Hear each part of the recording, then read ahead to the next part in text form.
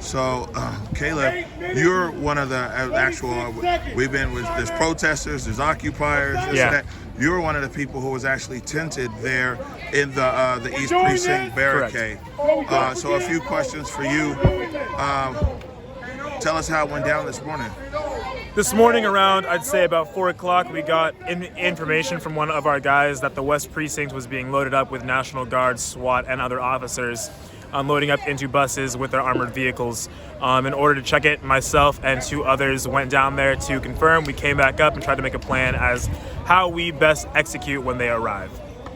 Right, and then of course where everybody played out here on the live stream, the SPD came through, pushed everybody back. At what point, and my understanding is, well, one, tell us about what that was like, when SPD was walking through the camp. Yeah, so when SPD showed up, we were up by the precinct at 12th and Pine. They showed up coming down, I believe that would be coming from the north on Pine. No, coming from the north on 12th. And they said, leave the park. And we're like, we're not at the park. And their orders were to leave the park and leave the park and leave the park. And we kept saying, we're not at the park. You're not at the park. They kept moving. They moved some barriers and kept approaching. About 2 minutes passed, and they said, you guys have 5 minutes to move. At that point, my partner and I, we walked in between 11th and 12th on Pine and just held hands and stood.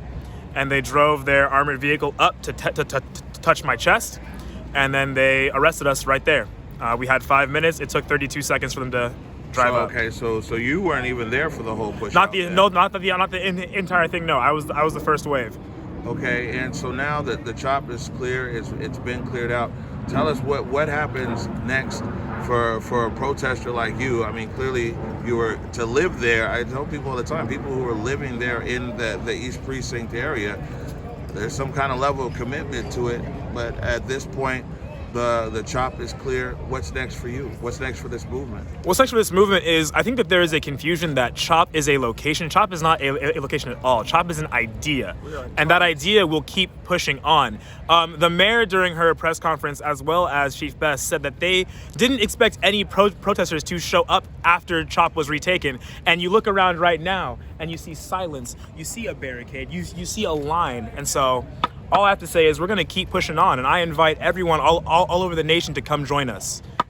Do you feel that now that the protests in Seattle, I just talked to TK, what TK said was that the actions here today got a lot of people who might have been on the sideline because of actual CHOP, the physical location, and has energized them? Mm-hmm. Calling them B-rats. I would agree with that. Everyone who is on the border or on the sideline now understands what is actually going on.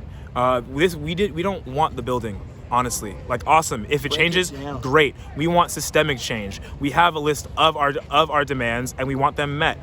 We don't want our cries to fall on deaf ears at all.